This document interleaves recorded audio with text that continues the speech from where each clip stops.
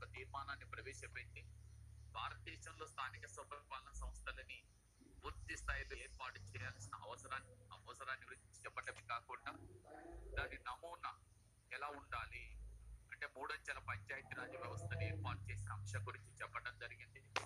అయితే తర్వాత కాలంలో లార్డ్ రిప్పన్ ప్రవేశపెట్టిన తీర్మానం చాలా ఉపయోగకరమైన తీర్మానం, ఇంపార్టెంట్ అయిన తీర్మానం అయినప్పటికీ కూడా తర్వాత కాలంలో బ్రిటిష్ ప్రభుత్వానికి సంబంధించిన వాళ్ళు ఎవరు దీన్ని అంతగా సీరియస్ గా తీసుకొని అమలు చేయలేదు. అదేవిధంగా దేశానికి స్వాతంత్రం వచ్చినప్పుడు మరి భారత రాజ్యాంగాన్ని రూపొందించిన టైంలో పంచాయతీరాజ్ సంస్థలని కేవలం ఆదేశిక సూత్రాల్లో చేర్చడం మూలంగా వాటికి అంత ప్రాధాన్యత లేదు అని లభించలేదని చెప్పొచ్చు.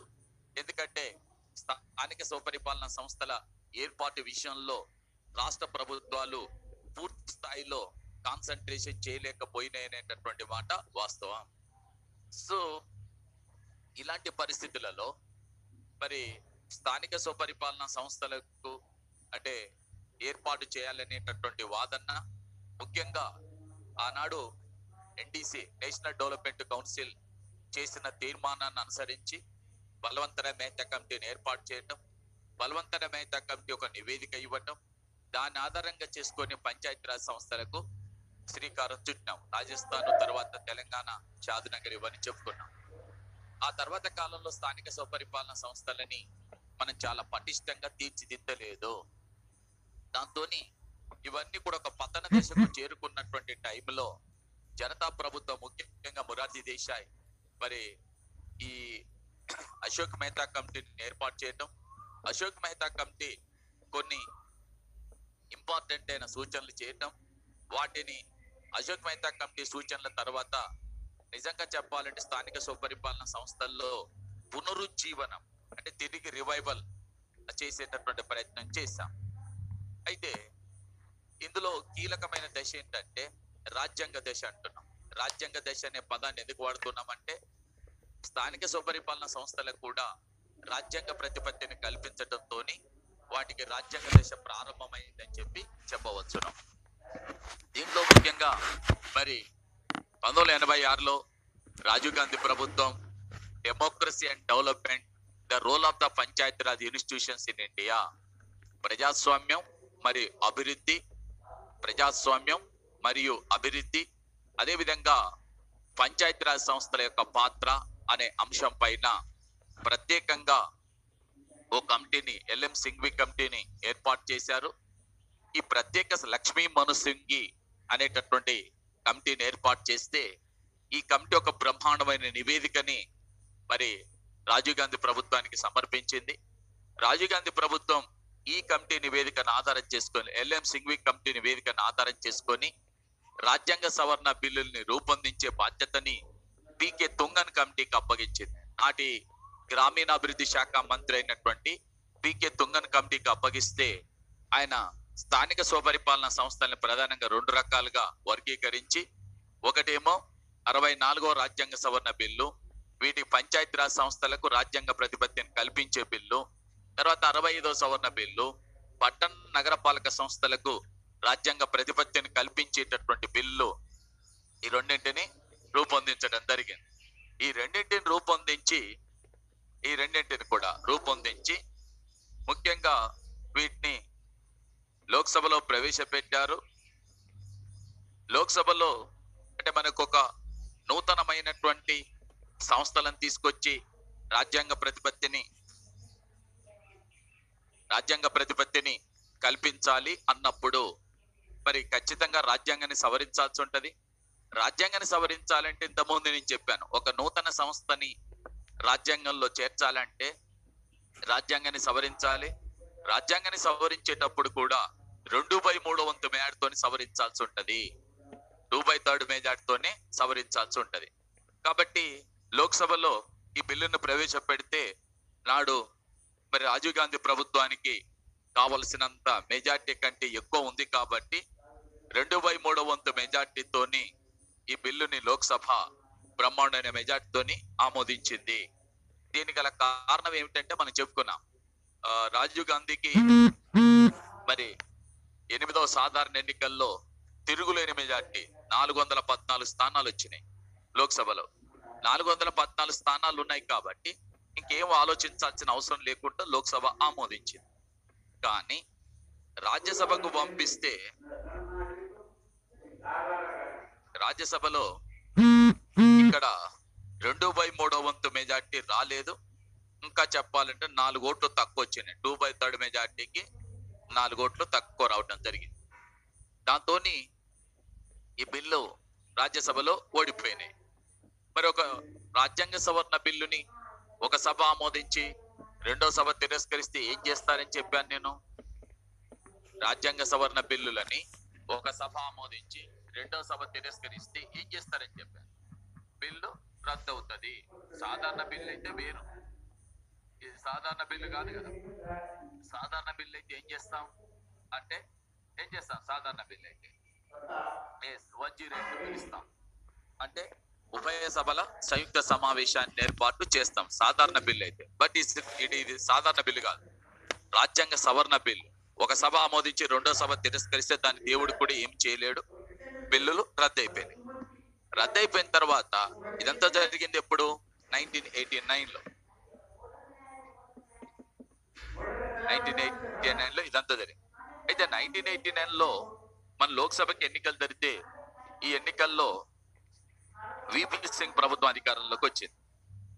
విపి సింగ్ ప్రభుత్వం అధికారంలోకి వచ్చి 1990లో విపి సింగ్ ప్రభుత్వం ఈ స్థానిక సౌకర్యం రెండింటిని కలిపేసి 70వ రాజ్యాంగ సవరణ బిల్లుగా రూపొందించారు.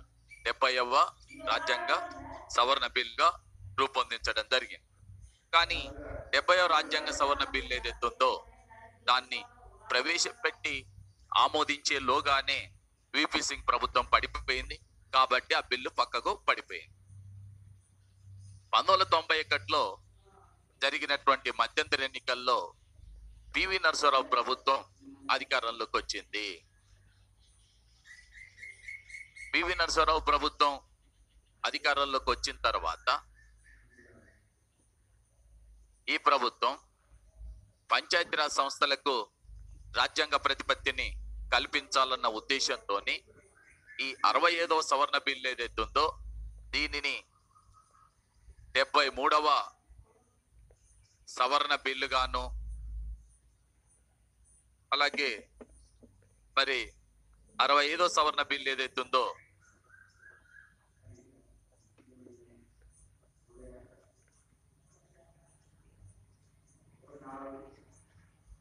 64వ సవరణ బిల్లుని 73వ సవరణ బిల్లుగాను, అలాగే 65వ సవరణ బిల్లుని 74వ సవరణ బిల్లుగా పార్లమెంటులో ప్రవేశపెట్టారు. ప్రవేశపెడితే దీన్ని లోక్సభ రాజ్యసభలు ఈ రెండు బిల్లులను కూడా లోక్సభ రాజ్యసభలు లోక్సభ 2/3 వంతు మెజార్టీతో ఆమోదించింది. రెండోది రాజ్యసభ కూడా 2/3 వంతు మెజార్టీతో ఆమోదించింది. ఈ రెండు సభలు ఆమోదించిన తర్వాత దీనిపైన రాష్ట్రపతి తన ఆమోద ముద్ర వేశారు. వేయటానికంటే ముందు జరిగిన పరిణామం ఏంటంటే ఇక్కడ ఇంకొక అంశం చెప్పాలి. 25 రాష్ట్రాలు ఆమోదించినవి. 25 రాష్ట్రాలు ఆమోదం తెలిపిన తర్వాత అప్పుడు దీనిపైన రాష్ట్రపతి తన ఆమోద ముద్ర వేయటం జరిగింది. రాష్ట్రపతి తన ఆమోద ముద్రని వేయటం జరిగింది. ఇక్కడ నేను మీకు చెప్పాల్సినటువంటి అంశం ఏంటంటే, మీ అందరు కూడా ఆశ్చర్యపోవాల్సినటువంటి అంశం ఏంటంటే 25లో 17 రాష్ట్రాల నేను మొత్తం రాష్ట్రాల సంఖ్య 25, అప్పుడు 17 రాష్ట్రాలు ఆమోదించింది. రైట్, మొత్తం రాష్ట్రాల సంఖ్య 25 రాష్ట్రాలలో 17 రాష్ట్రాలు ఆమోదించింది. ఆనాటికి ఉన్న రాష్ట్రాలు 25 కదా. ఎందుకంటే ఇది మనం చెప్పేది 92 నాటి పరిస్థితి, 1992 నాటి పరిస్థితి. 1992లో ఇది జరిగింది. ఈ బిల్లుల్ని ప్రభుత్వం అధికారంలోకి వచ్చింది ఎప్పుడు 91లో, కానీ 2 బిల్లుల్ని రూపొందించింది మాత్రం 1992లో. 1992 నాటికి భారతదేశంలో ఉన్న రాష్ట్రాల సంఖ్య 25 మాత్రమే. కారణం ఏంటంటే మీ అందరికి ఐడియా ఉండాలి, 2000 సంవత్సరంలో జార్ఖండ్ రాష్ట్రం, ఛత్తీస్గఢ్, ఉత్తరాఖండ్ ఏర్పడి 28, తెలంగాణతో 29, జమ్మూ కాశ్మీర్ ని కేంద్ర పాలిత ప్రాంతంగా మార్చడంతో మళ్ళీ 28కి వచ్చింది. అది వేరే విషయం. సో మొత్తం 25 స్టేట్స్ లో 17 రాష్ట్రాలు దీన్ని ఆమోదించడం జరిగింది. తర్వాత రాష్ట్రపతి ఆమోద ముద్ర వేశారు. ఇక్కడ మీకు ఒక ప్రశ్న, మీరు వేసుకోవాల్సినటువంటి ప్రశ్న ఏంటంటే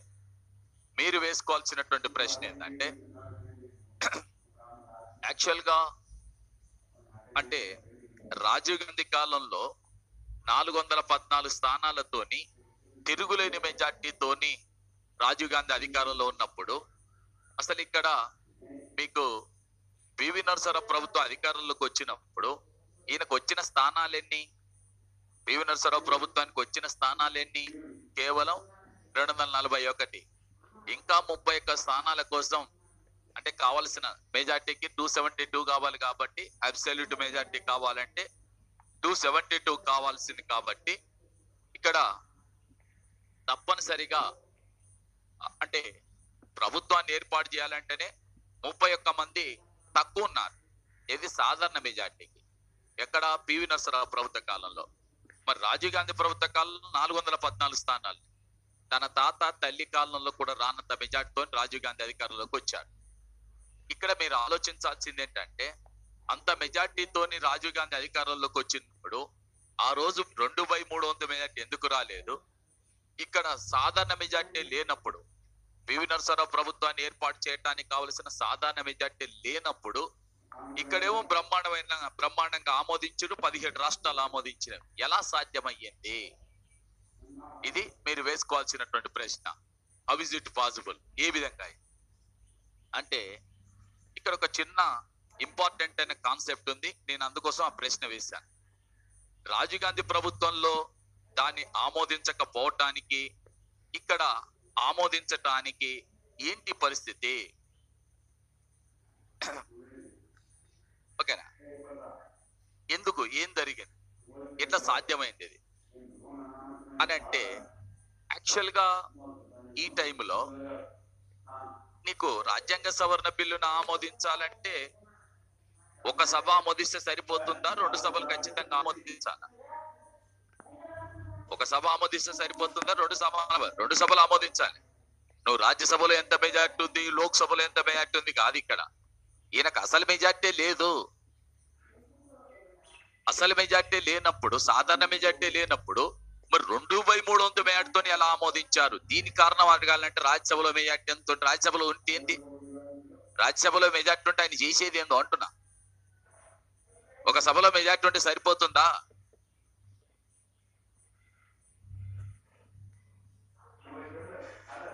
ఒక సభలో మెజార్టీ ఉంటే సరిపోతుందా అంటున్నాను.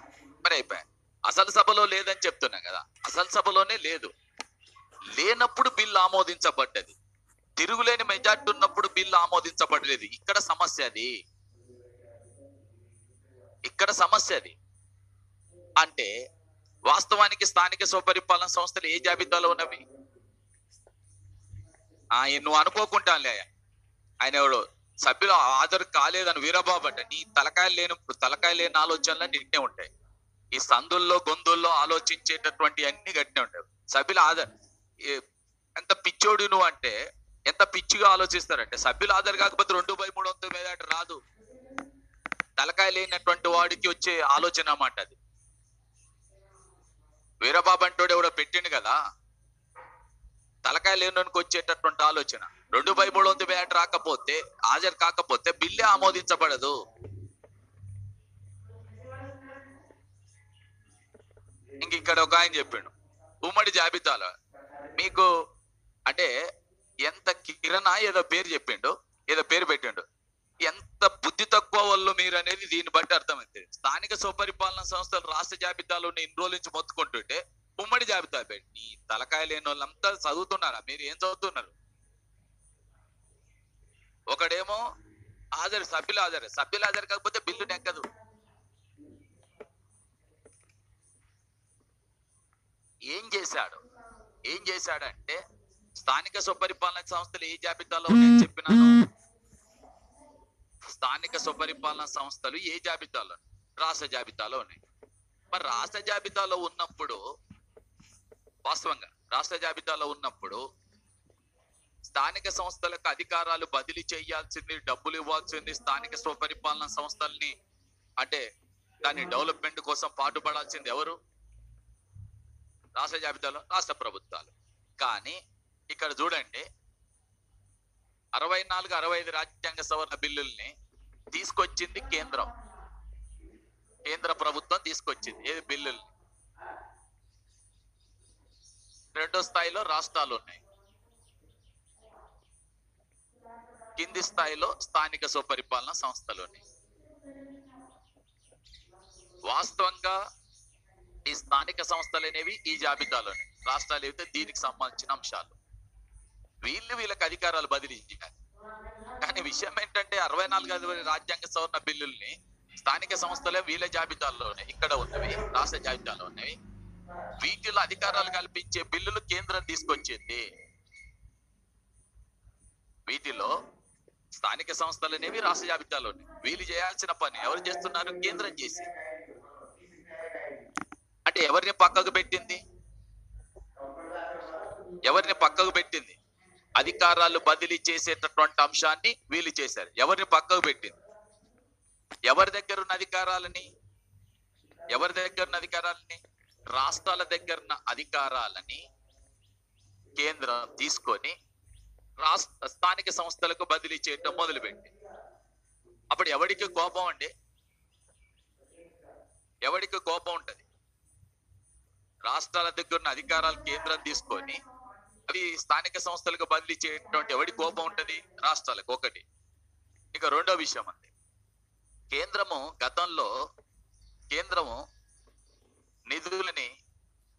కేంద్రం గతంలో నిధులని రాష్ట్రాలకి ఇస్తే రాష్ట్రాలు స్థానిక సంస్థలకు బదిలీ చేసేవి.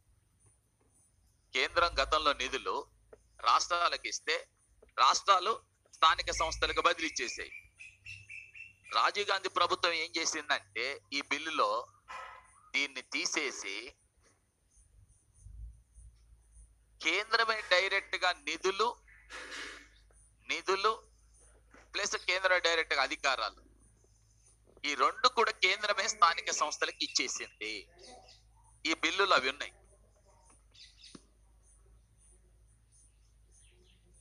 నేను చెప్పింది అర్థమైంది కదా? స్థానిక స్వపరిపాలన సంస్థలు ఏ జాబితాలో ఉన్నవి? రాష్ట్ర జాబితాలోని. రాష్ట్రాల దగ్గర అధికారాలు ఎవరు తీసుకున్నారు? కేంద్రం తీసుకొని ఎవరికి ఇచ్చింది? స్థానిక సంస్థలకి ఇచ్చింది. ఒకటి. రెండోది, కేంద్రం ఇంతకుముందు నిధులు రాష్ట్రాలకు ఇచ్చేది, రాష్ట్రాలు స్థానిక సంస్థలకు ఇచ్చేవి. దాన్ని పక్కకు పెట్టేసి కేంద్రమే నిధులు డైరెక్ట్ గా స్థానిక సంస్థలకు ఇచ్చింది. మీకు ఎంతమందికి ఆయన ఐడియా ఉందో లేదో, JRY అని ఒకటి వచ్చింది. JRY ఎకానమీలో పథకాలు వచ్చేటప్పుడు వచ్చుంటాయి. JRY, జవహర్ రోజ్గార్ యోజన అనే పథకం రాజీవ్ గాంధీ ప్రభుత్వం ప్రవేశపెట్టే. జవహర్ రోజ్గార్ యోజన పథకాన్ని జవహర్ రోజ్గార్ యోజన పథకాన్ని రాజీవ్ గాంధీ ప్రభుత్వం ప్రవేశపెట్టి, రాజీవ్ గాంధీ ప్రభుత్వం అంటే ఇక్కడ కేంద్ర ప్రభుత్వం ప్రవేశపెట్టి స్థానిక సంస్థల్లో ఉన్నటువంటి గ్రామాలు ఏవైతే ఉన్నాయో ప్రతి గ్రామానికి 1 లక్ష రూపాయలని కేంద్రమే డైరెక్ట్ గా ఇవ్వటం మొదలుపెట్టింది. అంటే ఇప్పుడు కేంద్రం ఎవరిని బైపాస్ చేసేసింది? పక్కకు పడేసింది. కేంద్రం ఎవరిని పక్కకు పడేసింది అంటున్నా? రాష్ట్రాలని పక్కకు పడేసింది. అవునా? వాస్తవంగా స్థానిక సంస్థలు ఏ జాబితాలో ఉన్నాయి? స్థానిక సంస్థలు ఏ జాబితాలో? రాష్ట్ర జాబితాలో. వీళ్ళకి అధికారాలు ఇచ్చిన, డబ్బులు ఇచ్చిన, ఇవ్వాల్సింది ఎవరు? స్థానిక సంస్థలకు అధికారాలు ఇచ్చినా, బదిలీ చేసినా, డబ్బులు బదిలీ చేసినా చేయాల్సింది ఎవరు? రాష్ట్రాలు. కానీ ఇప్పుడు రాష్ట్రాలు చేస్తున్నాయా, కేంద్రం చేస్తుందా?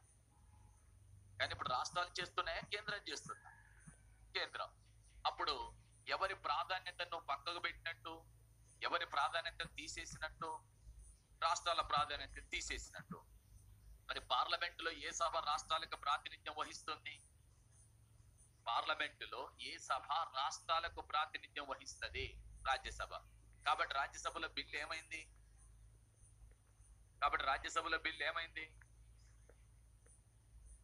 ఓడిపోయింది, అయిపోయింది కదా. ఇది రాజీవ్ గాంధీ కాలంలో జరిగింది. మరి ఇప్పుడు మనం ఆలోచించాల్సింది ఏంటంటే, పివి నరసింహారావు ప్రభుత్వంలో ఆయన ప్రభుత్వం ఉంటుందో పోతుందో, ఇవాళ రేపు దినదినగంట 100 ఏళ్ల ఆయుష్ అని చెప్పి ఆయన ప్రభుత్వమే ఉంటుందో పోతుందో అనుకున్న కాలంలో బ్రహ్మాండమైన మెజార్టీతోని ఆమోదించడమే కాకుండా భారతదేశంలోని 17 రాష్ట్రాలు ఎలా ఆమోదించినవి, ఇక్కడ అంశం అది అనమాట. ఎలా ఆమోదించినవి అంటే, ఈయన ఏం చేసినాడు పివి నరసింహారావు ప్రభుత్వం అంటే,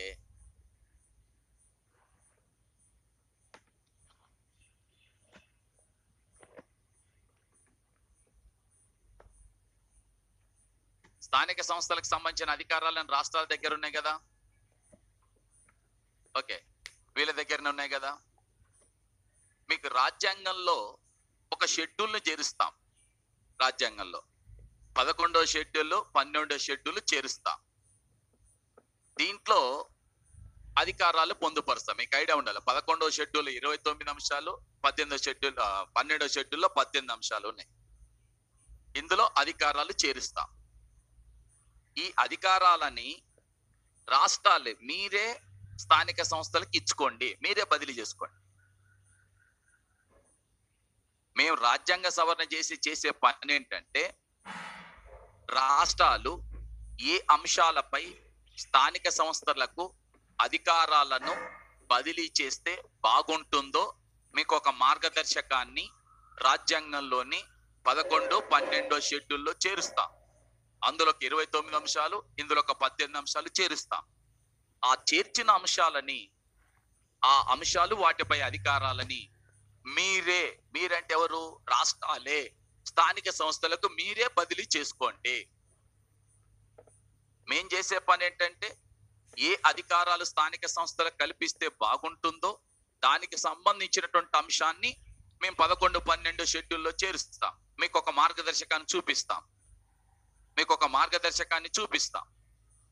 అందువలన వీటిల్లో ఉన్న అధికారాలు మీరే బదిలీ చేసుకోండి.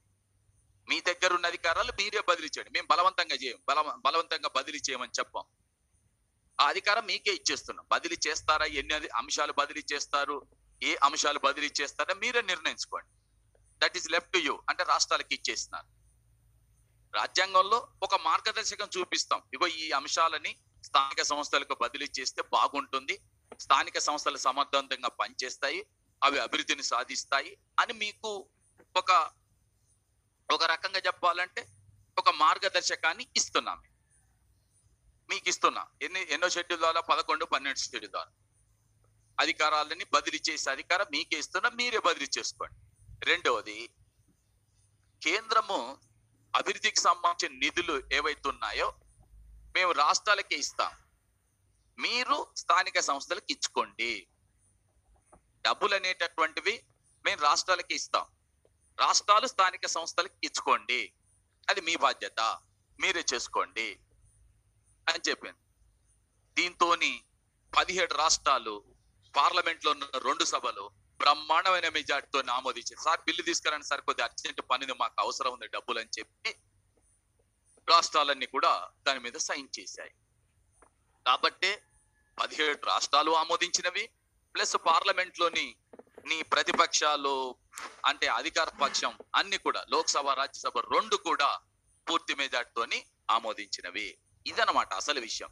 అందుకనే ఇందాక ఎవరైనా లోక్సభలో మెజార్టీ ఉంది, రాజ్యసభలో ఎంత మెజార్టీ ఉంది,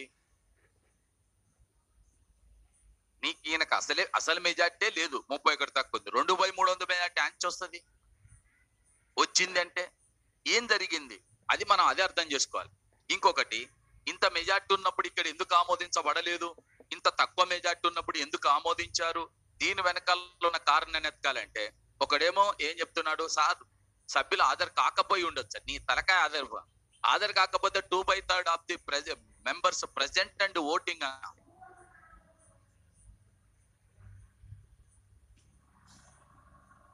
ఓకే. సో ఇక్కడ అంశం ఏంటంటే పూర్తిగా కేంద్రం అనేది ఏకపక్షంగా రాజీవ్ గాంధీ ప్రభుత్వ కాలంలో పట్ట ఏకపక్షంగా ఒకవైపు నుంచి ఎలా అయితే చేసిందో పివి నరసరావు ప్రభుత్వం అలా చెయ్యలేదు. ఇది సమాఖ్య స్ఫూర్తికి చిహ్నం. పివి నరసరావు ప్రభుత్వం యొక్క గొప్పతనం ఏంటంటే సమాఖ్యలో కేంద్రం ఉంటది, రాష్ట్రాలు ఉంటాయి. ఈ రెండింటి మధ్యన సమన్వయం ఉండాలి. ఆ సమన్వయం చేసే బాధ్యతని పివి నరసరావు తీసుకున్నాడు కాబట్టి వాళ్ళ ప్రతిపక్షాలు, ప్రాంతీయ పార్టీలు అందరూ కూడా చాలా స్పష్టంగా పివి నరసరావు తీసుకొచ్చినటువంటి దాన్ని మనస్ఫూర్తిగా సమర్థించారు. కాబట్టి ఆ రోజు లోక్సభలో 2/300 మేయర్తోని ఆమోదించారు, రాజ్యసభ ఆమోదించింది, 17 రాష్ట్రాలు విషయం ఏంటంటే ఆమోదించాల్సిన రాష్ట్రాలు ఎన్ని? ఆమోదించాల్సిన రాష్ట్రాల వాళ్ళు 25 ఉన్నాయంటే 13 ఆమోదిస్తే సరిపోద్ది. కానీ 17 రాష్ట్రాలు ఆమోదించింది. ఎక్కువ ఆమోదించకూడదని ఏం లేదు, మిగతా రాష్ట్రాలు కూడా ఆమోదించవచ్చు. కానీ ఆమోదించినా ఆమోదించకపోయినా మునిగిపోయింది ఏమి లేదు కదా. కాబట్టి 17 రాష్ట్రాలతోనే ఆమోదించడం ఇక జాలే అని చెప్తే ఆగిపోయినా. అంటే ఈయన 2 ఇంపార్టెంట్ కీలకమైన అంశాలు చేశారు. ఎప్పుడైనా సరే మీకు నేను లార్డ్ రిప్పన్ తీర్మానం చెప్పేటప్పుడు కానీ ఒకసారి గుర్తు చేసుకోండి. లార్డ్ రిప్పన్ తీర్మానం చెప్పేటప్పుడు కానీ, బలవంతరాయ్ మెహతా కమిటీ చెప్పినప్పుడు కానీ, అశోక్ మెహతా కమిటీ చెప్పినప్పుడు కానీ, ఎల్ఎం సింఘ్వి కమిటీ చెప్పినప్పుడు కూడా ఒక 2 విషయాలు తప్పనిసరిగా రాశాను. వాళ్ళు చెప్పిన అంశాలు, నేను రాసినవి కాదు. ఏమని? స్థానిక సంస్థలకు అధికారాలు కావాలి, స్థానిక సంస్థలకు డబ్బులు కావాలి. ఈ రెండు అవే కదా. స్థానిక సంస్థలకు అధికారాలు బదిలీ చేసే అంశాన్ని రాష్ట్రాలకు ఇచ్చారు, డబ్బులు ఇచ్చేటటువంటి అధికారం కూడా రాష్ట్రాలకు ఇచ్చింది కేంద్రం. దాంతో రాష్ట్రాలు మనస్ఫూర్తిగా వాటిని ఆమోదించినాయి. కాబట్టి 73, 74 రాజ్యాంగ సవరణలు ఆమోదించబడ్డవి. ఆమోదించడంతో మరి ఏం చేశారు ఇక్కడ అంటే,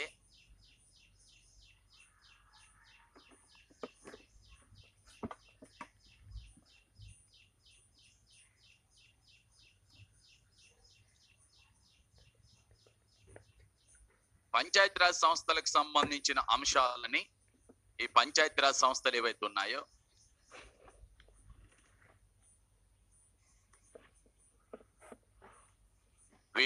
వీటికి రాజ్యాంగ ప్రతిపత్తిని కల్పిస్తూ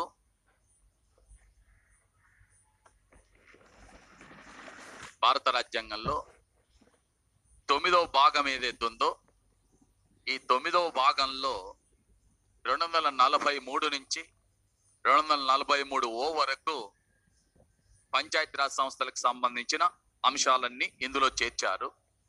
ఇక 74వ రాజ్యాంగ సవరణ చట్టం ద్వారా పట్టణ మరియు నగరపాలక సంస్థలకు వీటికి రాజ్యాంగ ప్రతిపత్తిని కల్పిస్తూ రాజ్యాంగంలో 9A భాగాన్ని చేర్చారు. 9A భాగాన్ని చేర్చారు. ఇందులో 243 పి నుంచి 243 ZG వరకు అధికరణలని చేర్చడం జరిగింది. ఇది వాస్తవంగా ఒకసారి మీరు చూడండి, 64వ రాజ్యాంగ సవరణ బిల్లు పంచాయతీరాజ్ సంస్థలకు సంబంధించిన బిల్లు, 65 సవరణ బిల్లు పట్టణ నగరపాలక సంస్థల బిల్లు. ఆ 2 బిల్లులు లోక్సభలో నెగ్గినాయి, రాజ్యసభలో ఓడిపోయినాయి. ఓడిపోయిన తర్వాత దీన్ని విపి సింగ్ ప్రభుత్వం 1990లో 70వ సవరణ బిల్లుని ప్రవేశపెట్టి ఓ ప్రయత్నం చేశారు. ఓకేనా? చేస్తే అది సాధ్యం కాలేదు. ఓకేనా? సాధ్యం కాలేదు కాబట్టి ఏం చేశారు మళ్ళీ అంటే, పివి నరసరావు ప్రభుత్వ అధికారంలోకి వచ్చిన తర్వాత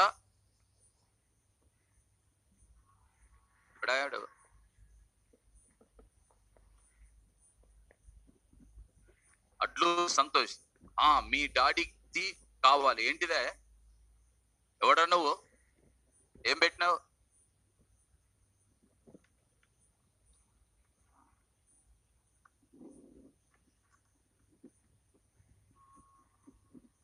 వీడిని ఎవరినో రిమూవ్ చేస్తే పని అయిపోతుంది. ఏం ఎడబెట్టినారా నువ్వు? ఏం రాసినావు?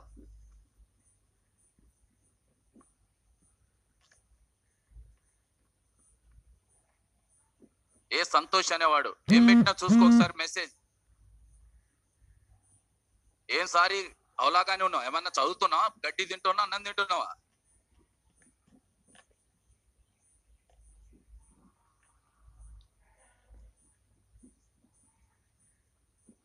శివనాయుడు నువ్వు పెద్ద మనిషివి, నేను కూలుగా, నేను కోపం. ఏం పెట్టండి నువ్వు చూసినా అవలాగాలు?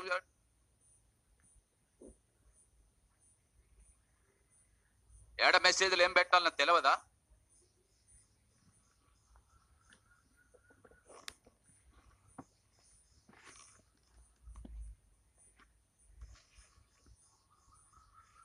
అని చెప్తా మీకు అర్థమవుతుంది. అదే బ్లాక్ చేయమనే చెప్తాను.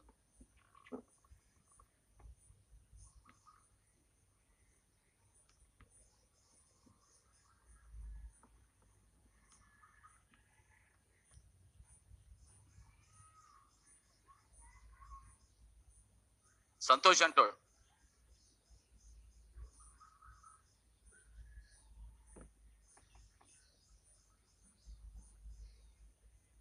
భాను నీకు కావాలనా? భాను నీకు కావాలనా? ఏం పెట్టాడు నీకు కావాలనా? వాడు వెదవ మెసేజ్ పెడితే నువ్వు పనికిరాని ఏం కాదు.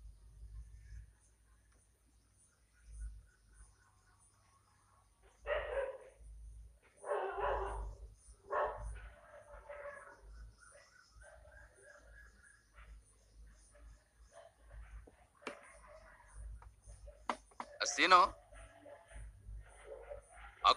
అక్కులూరు లేకపోతే అట్లూరి సంతోష్ అని ఉన్నది. సంతోష్ అనే పేరు వస్తుంది చూడు,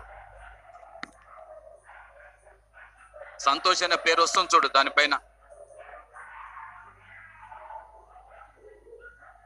చాట్ బాక్స్ లో సంతోష్ అనే పేరు వస్తుంది చూడు. చాట్ బాక్స్ తీసి దాన్ని బ్లాక్ చేసి ఇమీడియట్ గా సంతోష్ అనేటటువంటి బ్లాక్ చేసి.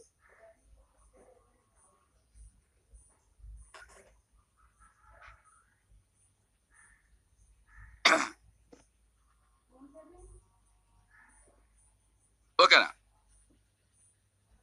ఇక్కడ చూడండి ఒకసారి, ఒక నిమిషం చూసుకోండి. 64, 65 సవరణ బిల్లులు ఏవైతే ఉన్నాయో ఈ రెండు కూడా ఎవరి కాలంలో తీసుకొచ్చారు? రాజీవ్ గాంధీ కాలంలో తీసుకొచ్చారు 89లో. వాటిని లోక్సభ ఆమోదించింది, రాజ్యసభ తిరస్కరించింది. వీటిల్లో సవరణ చేసేసి, అంటే ముఖ్యంగా పివి నరసింహారావు ప్రభుత్వం చేసిన పని ఏంటంటే దీంట్లో 2 అంశాలు చేశారు. ఒకటి, అధికారాలని స్థానిక సంస్థలకు ఇచ్చే బాధ్యతని రాష్ట్రాలకి అప్పచెప్పారు. అవే మీవే చేసుకోండి, ఇక మేము దాంట్లో జోక్యం చేసుకోం. స్థానిక సంస్థలు అనేవి మీ జాబితాలో ఉన్నవి, మీరే వాళ్ళకి అధికారాలు ఇచ్చుకోండి, మేము బలవంతంగా చెయ్యం, మీ నుంచి అధికారాలు లాక్కొని వాళ్ళకి ఇవ్వము. ఒకటి. రెండోది ఏంటిది? అభివృద్ధికి సంబంధించిన నిధులన్నీ మేము మీకు ఇస్తాం, అంటే రాష్ట్రాలకు ఇస్తాం, రాష్ట్రాలు స్థానిక సంస్థలకు ఇచ్చుకోండి అని చెప్పి 2 ఇంపార్టెంట్ అయిన మార్పులు చేయటంతో మనకు 73, 74 రాజ్యాంగ సవరణ బిల్లులని పార్లమెంట్ ఆమోదించటం మాత్రమే కాకుండా 17 రాష్ట్రాలు తన ఆమోదాన్ని తెలిపినవి. 17 రాష్ట్రాలు ఎప్పుడైతే ఆమోదం తెలిపినవో అప్పుడు ఏం జరిగింది అని అంటే రాజ్యాంగంలో సవరణలు చేశారు. 9వ భాగంలో పంచాయతీరాజ్ సంస్థలను చేర్చారు. పట్టణ నగర పాలక సంస్థల కోసం 9A భాగాన్ని చేర్చారు. 9A భాగాన్ని చేర్చారు. ఏ భాగాన్ని చేర్చారు? 9వ భాగంలో చేర్చారు, 9A భాగంలో చేర్చారు. తేడా ఎందుకండి? అక్కడ 9వ భాగంలో చేర్చారని ఎందుకు చెప్తున్నాను, ఇక్కడ 9A భాగాన్ని చేర్చారని ఎందుకు చెప్తున్నాను? భాగాన్నే చేర్చారని ఇక్కడ చెప్తున్నాం, 9వ భాగంలో చేర్చారని అక్కడ చెప్పినాం. కారణం ఏంటి?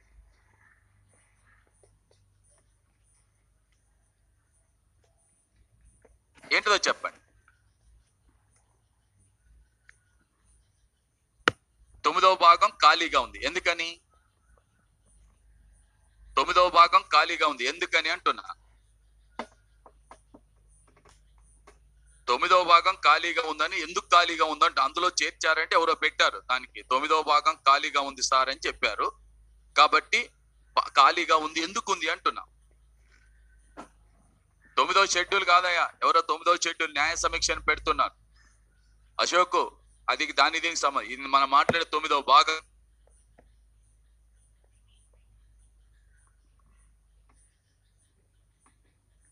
కేంద్ర పాలిత ప్రాంతాలు 8వ భాగంలో ఉన్నవి. ఏమున్నవి ఎక్కడ అని అంటే అండమాన్ నికోబార్ దీవులు ఉండేది. 9వ భాగంలో అండమాన్ నికోబార్ దీవులు ఉండేది.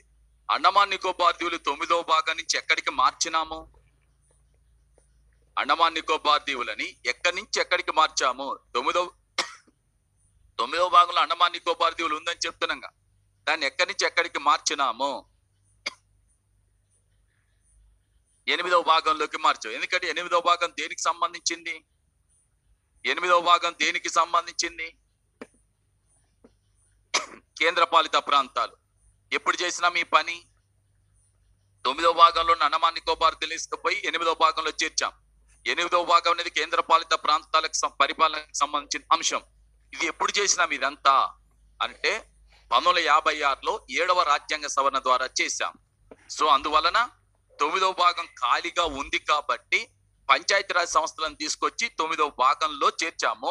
పట్టణ నగరపాలక సంస్థల కోసం 9A భాగాన్ని రాజ్యాంగంలో చేర్చాము. 9A భాగాన్ని రాజ్యాంగంలో చేర్చాం. అక్కడేమో 9వ భాగంలో చేర్చాము, ఖాళీగా ఉంది కాబట్టి. ఎందుకు ఖాళీ అంటే అండమాన్ నికోబార్ దీవుల్ని 9 నుంచి 8లోకి చేంజ్ చేశాం కాబట్టి. 8 ఎందుకు చేంజ్ చేశామంటే అండమాన్ నికోబార్ దీవులు ఒక కేంద్ర పాలిత ప్రాంతం. కేంద్ర పాలిత ప్రాంతాల పరిపాలన గురించి 8వ భాగంలో ఉన్నాయి కాబట్టి దీన్ని కూడా అక్కడికి షిఫ్ట్ చేశాం. కాబట్టి అది ఖాళీగా ఉంది. అందువల్ల అక్కడ పంచాయతీ రాజ్ సంస్థలను చేర్చాం. ఇక్కడికి వచ్చేసరికి పట్టణ నగరపాలక సంస్థల కోసం ప్రత్యేకంగా 9A భాగాన్ని భారత రాజ్యాంగంలో చేర్చడం జరిగింది. ఇది తర్వాత మీకు ఇంత ముందు చెప్పినటువంటి అంశం మళ్ళీ ఇది గుర్తు చేసుకోండి.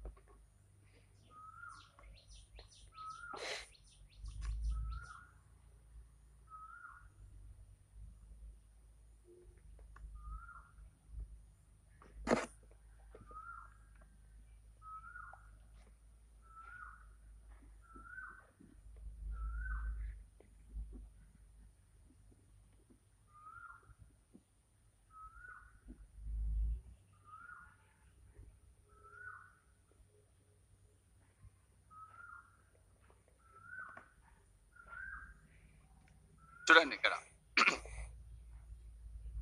73వ సవరణ ద్వారా 9వ భాగంలో పంచాయతీ రాజ్ సంస్థలను చేర్చాము. ఎట్ ది సేమ్ టైం 11వ షెడ్యూల్ ని రాజ్యాంగంలో చేర్చాము 73వ సవరణ ద్వారా. ఇవి ఆల్రెడీ మీకు షెడ్యూల్స్ గురించి చెప్పేటప్పుడు ఆల్రెడీ మీకు వచ్చినాయి కాబట్టి మీకు గుర్తుంది అనుకుంటున్నాను. భారత రాజ్యాంగంలో అదనంగా చేర్చిన షెడ్యూల్స్ 4: 9వ షెడ్యూల్, 10వ షెడ్యూల్, 11వ షెడ్యూల్, 12వ షెడ్యూల్. 11వ షెడ్యూల్ అనేది 73వ సవరణ ద్వారా చేర్చాము, 1992లో చేర్చాము. 74వ సవరణ ద్వారా 12వ షెడ్యూల్ ని చేర్చాము, అది 1992లోని పివి నరసరావు ప్రభుత్వ కాలంలోనే చేర్చాము. ఈ షెడ్యూల్లో ఎందుకు చేర్చామంటే స్థానిక సంస్థలకు అంటే పట్టణ నగరపాలక సంస్థలకు 18 అంశాల పైన అధికారాలని బదిలీ చేయాలనేటటువంటి అంశాన్ని సూచనగా చేర్చారు. ఇక్కడ పంచాయతీరాజ్ సంస్థలకు 29 అంశాలపై అధికారాల బదిలీకి సంబంధించినటువంటి అంశాన్ని ఇక్కడ చేర్చడం జరిగింది. ఎన్నో షెడ్యూల్లో అంటే 12వ షెడ్యూల్లో. సో 73వ సవరణ ద్వారా పంచాయతీరాజ్ సంస్థలకు రాజ్యాంగ ప్రతిపత్తిని కల్పిస్తూ 9వ భాగంలో 243 నుంచి 243O వరకు 16 అధికరణలు ఇక్కడ చేర్చారు. ఇక్కడ 16 అధికరణలు చేర్చారు. మరి పట్టణ నగరపాలక సంస్థలకు రాజ్యాంగ ప్రతిపత్తిని కల్పిస్తూ 9A భాగాన్ని చేరుస్తూ ఇందులో 18 అంశాలని 18 అధికరణలని చేర్చడం జరిగింది. 18 అంశాలు 18 అధికారాలని చేర్చడం జరిగింది. అదే సందర్భంలో అంటే అధికరణలను చేర్చారు. అక్కడ అధికారాలకు సంబంధించిన అంశం ఇక్కడ ఉంది. 11వ షెడ్యూల్లో 12వ షెడ్యూల్. 11వ షెడ్యూల్ పంచాయతీరాజ్ సంస్థలకు అధికారాలను బదిలీ చేసే అంశాలు, 29 అంశాలపై అధికారుల బదిలీకి సంబంధించిన మార్గదర్శకం. అది బదిలీ చెయ్యాలని ఆదేశించలే రాజ్యాంగం. బదిలీ చెయ్యాలని ఆదేశించలే. బదిలీ చేయాలని ఆదేశిస్తే ఇవాళ దేశం మొత్తం మీద కూడా అన్ని రాష్ట్రాలు ఖచ్చితంగా బదిలీ చేయాల్సి వచ్చేది. ఇవాళ తెలంగాణ కానీ ఆంధ్రప్రదేశ్ కానీ మొత్తం 29 అంశాలలో కేవలం 20 అంశాలను మాత్రమే అధికారులు బదిలీ చేశారు. 9 అంశాలు బదిలీ చేయలేదు. పట్టణ నగరపాలక సంస్థలో 11 అంశాలు బదిలీ చేశారు, 7 అంశాలు బదిలీ చేయలేదు. నేను ఎందుకు ఈ అంశాన్ని చెప్తున్నానంటే, బదిలీ చేసే అధికారాన్ని పివి నరసింహారావు ప్రభుత్వం రాష్ట్రాల యొక్క ఇష్టానికి వదిలేసింది. రాష్ట్రాలు మీ ఇష్టం, మీకు నచ్చినట్లుగా మీరు బదిలీ చేసుకోండి, డబ్బులు కూడా మేము మీకే ఇస్తాం, మీరు స్థానిక సంస్థలకు ఇచ్చుకోండి అని చెప్పి ఈ సవరణ చేయడంతో ఇప్పుడు భారతదేశంలో పంచాయతీరాజ్ సంస్థలకు, పట్టణ నగరపాలక సంస్థలకు రాజ్యాంగ ప్రతిపత్తి కల్పించబడ్డది. అయితే ఇక్కడ ఒక చిన్న ట్విస్టింగ్ అంశం ఏంటంటే, చాలా మంది పొరపాటు పడుతున్నారు. పంచాయతీరాజ్ సంస్థలకు, పట్టణ నగర పాలక సంస్థలకు రాజ్యాంగ ప్రతిపత్తిని కల్పించాలని సూచించిన ఎల్ఎం సింఘ్వి కమిటీని ఏర్పాటు చేసింది ఏ ప్రభుత్వము? ఎల్ఎం సింఘ్వి కమిటీని ఏర్పాటు చేయాలని సూచించింది ఏ ప్రభుత్వము? రాజీవ్ గాంధీ ప్రభుత్వం. అయిపోయింది. కానీ పట్టణ నగర పాలక సంస్థలకు ఏ ప్రభుత్వ కాలంలో, పట్టణ నగర పాలక సంస్థలకు, పంచాయతీరాజ్ సంస్థలకు ఏ ప్రభుత్వ కాలంలో రాజ్యాంగ ప్రతిపత్తి లభించింది? ఏ ప్రభుత్వ కాలంలో?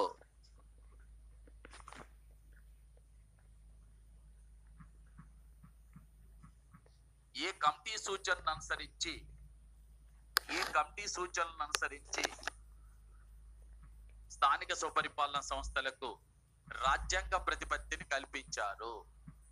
ఏ కమిటీ సూచనను అనుసరించి స్థానిక స్వపరిపాలన సంస్థలకు రాజ్యాంగ ప్రతిపత్తిని కల్పించారు? LM Singhvi committee. ఇక్కడ కన్ఫ్యూజ్ వస్తుంది.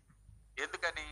కమిటీని ఏర్పాటు చేసింది రాజీవ్ గాంధీ ప్రభుత్వం, రాజ్యాంగ ప్రతిపత్తిని కల్పించింది పివి నరసింహారావు ప్రభుత్వం. మధ్యలో గ్యాప్ ఉంటది, అది మీరు అర్థం చేసుకోవాలి. అర్థం చేసుకోవాలంటే ఎల్ఎం సింఘ్వి కమిటీ సూచన తుంగన్ కమిటీని ఏర్పాటు చేయటం, తుంగన్ కమిటీ దాన్ని ఆధారం చేసుకొని 64, 65 రాజ్యాంగ సవరణ బిల్లులు తీసుకురావటం, అవి లోక్సభలో గెలవటం, రాజ్యసభలో ఓడిపోవటం, వాటిని మళ్ళీ మార్పులు చేర్పులు చేసి విపి సింగ్ ప్రభుత్వం ఒక ప్రయత్నం చేయటం, విపి సింగ్ ప్రభుత్వమే పడిపోవటం, తర్వాత వచ్చిన పివి నరసింహారావు ప్రభుత్వం వీటిని సవరణ చేసేసి, మార్పులు చేర్పులు చేసేసి 73, 74 రాజ్యాంగ సవరణ చిన్న మార్పులు చేసేసి రాజ్యాంగ సవరణ బిల్లులుగా ఆమోదించడం జరిగింది. కమిటీ వేయబడింది రాజీవ్ గాంధీ ప్రభుత్వంలో, ఆమోదించబడ్డది పివి నరసింహారావు ప్రభుత్వంలో. కాబట్టి ఆ గ్యాప్ ఇదంతా నీకు ఐడియా ఉంటే అలాంటి ప్రశ్న వచ్చినప్పుడు దానికి పర్ఫెక్ట్ ఆన్సర్ నువ్వు చెప్పగలుగుతావు. ఎందుకంటే అందరికి ఇదేంది అది ఎప్పుడు వచ్చింది, ఇది ఎప్పుడు వచ్చింది, దానికి సంబంధం ఏంటిది? 86కు 92కు తేడా ఉంది కదా. 86లో ఎల్ఎం సింఘ్ కమిటీ వచ్చింది, మరి ఇక్కడ 92లో పివి నరసింహారావు ప్రభుత్వం ఈ ప్రయత్నం చేశారు. 6 సంవత్సరాల గ్యాప్ ఉంటుంది. ఆ గ్యాప్ ఏంటిది? ఈ గ్యాప్ అనమాట.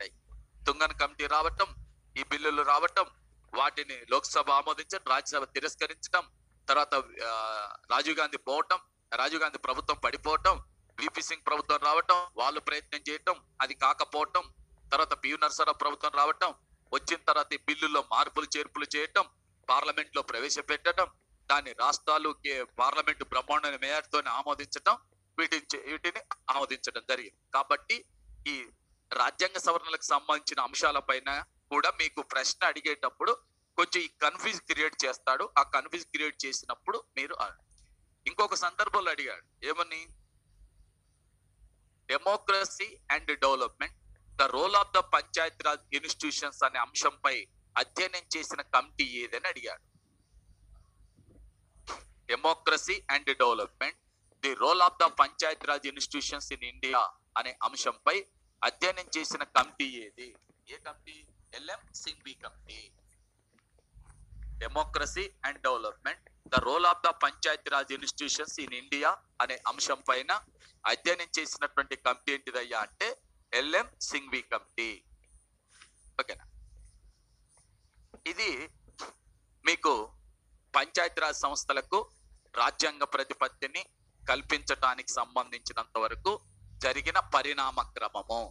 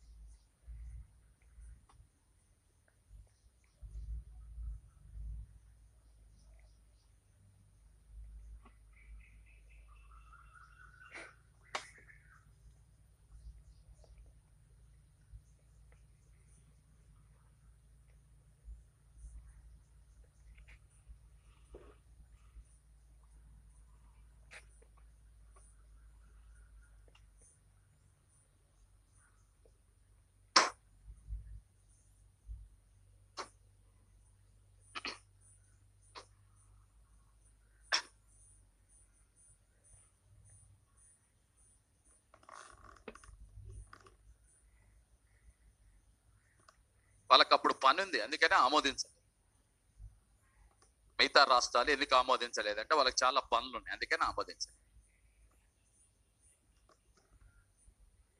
మీరు అసలు మీరు సబ్జెక్టు నేర్చుకుంటారా, లేకపోతే ఈ ఉబుసుపోక కబుర్లు ఉంటాయి రోడ్ల మీద గల్లీలలో మాట్లాడుకునేటప్పుడు, మన మాట ముచ్చట పెట్టుకునేటప్పుడు, అవి సబ్జెక్ట్.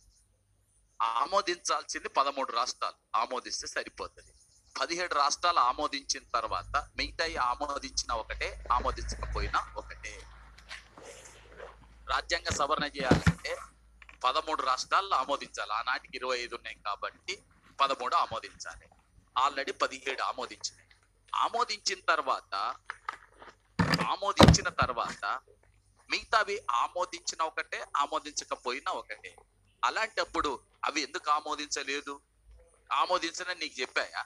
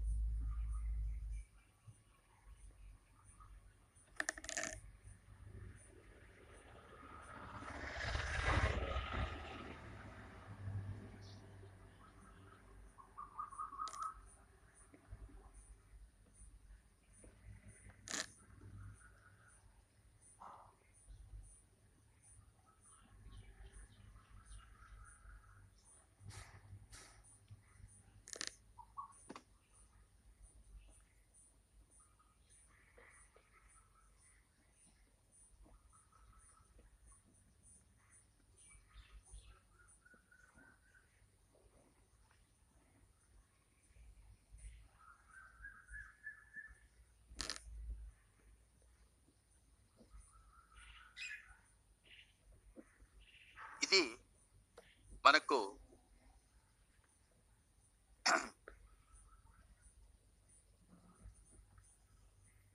ఇక్కడ రాసినటువంటి అంశాలు ఏంటంటే, ఇది 73వ రాజ్యాంగ సవరణ చట్టం. బట్ 73వ రాజ్యాంగ సవరణ చట్టం ఏదైతే ఉందో ఇదే చట్టం అయిపోయింది. చట్టం 73వ రాజ్యాంగ సవరణ చట్టం. ఇంకా చెప్పాలి ఇందులో 73వ రాజ్యాంగ సవరణ చట్టం ఇందులో చెప్పాను కదా, ఇంకేమైనా చెప్పాలని అంటున్నా.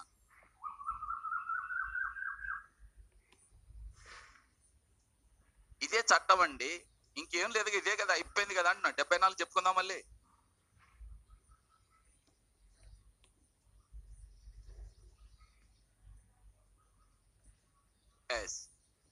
ఏంది ఎక్స్ప్లెయిన్ చేయాలి, ఏం చేయాలి? ఇందులో అధికరణలు వచ్చినాయి, అధికరణలు వచ్చాయి. ఏం రావాలి దీంట్లో? అంశాలు రావాలి.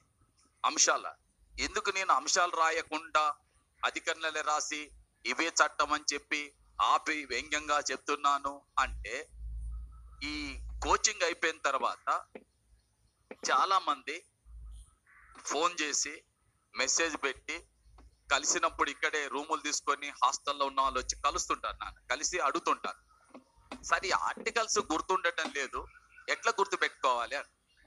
ఎట్లా సార్ దేనికంటే అంటే నేనేం చెప్తాను, ఈ రోజు వరకు అయితే ఇంకా మెడిసిన్ రాలేదు, అంటే గుర్తు పెట్టుకోవటానికి సంబంధించినవి ప్రస్తుతం రాలేదు.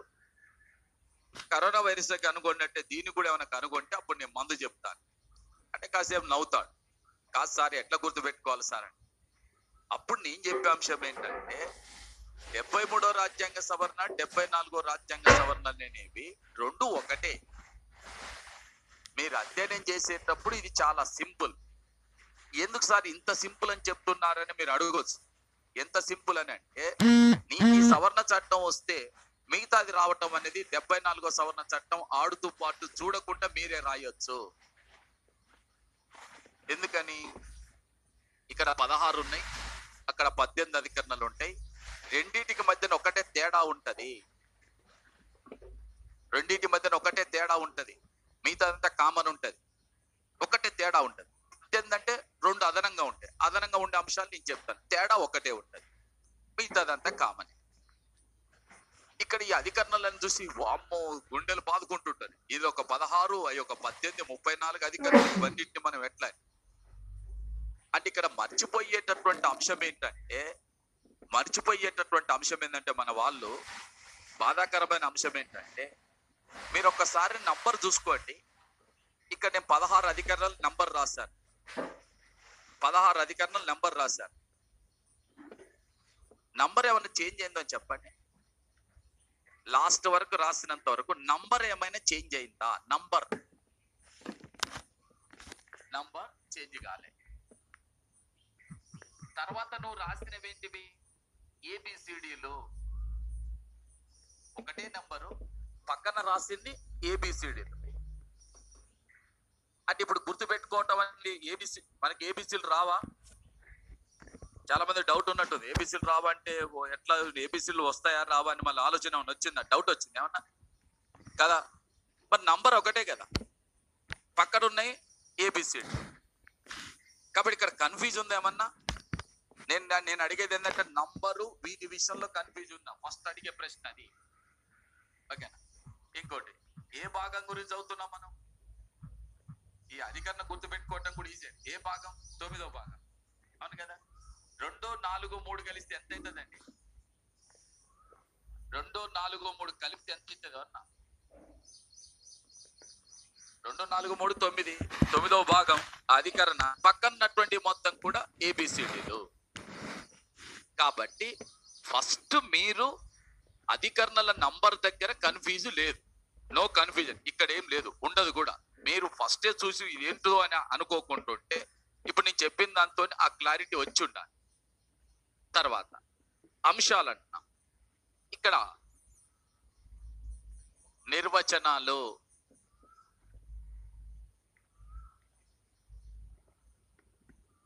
గ్రామ సభ,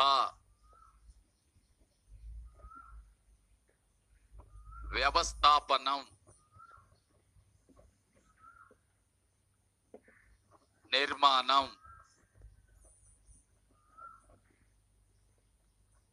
రిజర్వేషన్స్,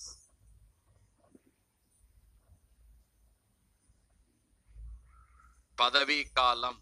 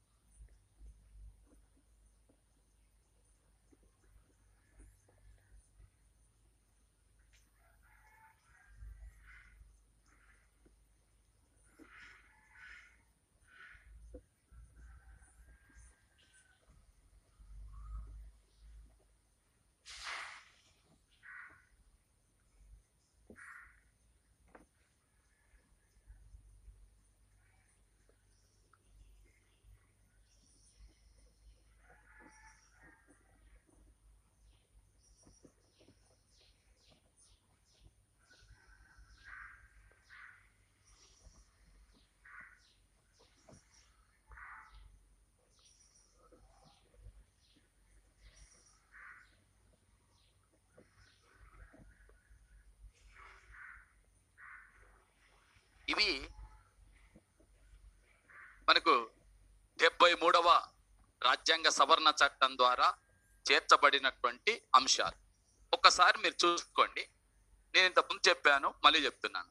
ఇవి 16 అధికరణలు, అక్కడ 18 వస్తాయి, ఇక్కడ 2 అదనంగా వస్తాయి. 2 అదనంగా వస్తాయి. ఈ రాజ్యాంగ సవరణకు, నెక్స్ట్ చెప్పుకోబోయే రాజ్యాంగ సవరణకు కూడా 2 అదనంగా వస్తాయి. ఆ 2 ఏంటివో చెప్తాను. దీనికి దానికి తేడా ఒకటే తేడా ఉంటది.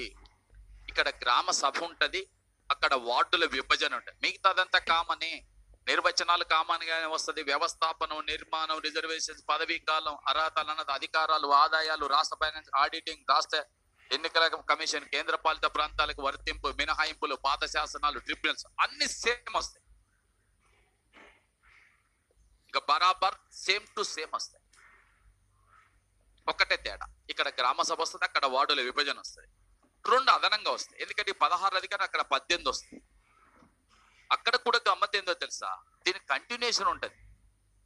ఇక్కడ ఓతోని ఇక్కడ ఆగిపోయింది. 74వ సవరణ పీతోని స్టార్ట్ అవుతుంది. ఓ తర్వాత పీనే వస్తుందని నేను అనుకోండి. ఓ తర్వాత పీనే వస్తుంది. పీ నుంచి జడ్ వరకు వస్తుంది. తర్వాత జెడ్ఏ, జడ్బి, జడ్సి, జడ్ అవన్నీ వస్తాయి.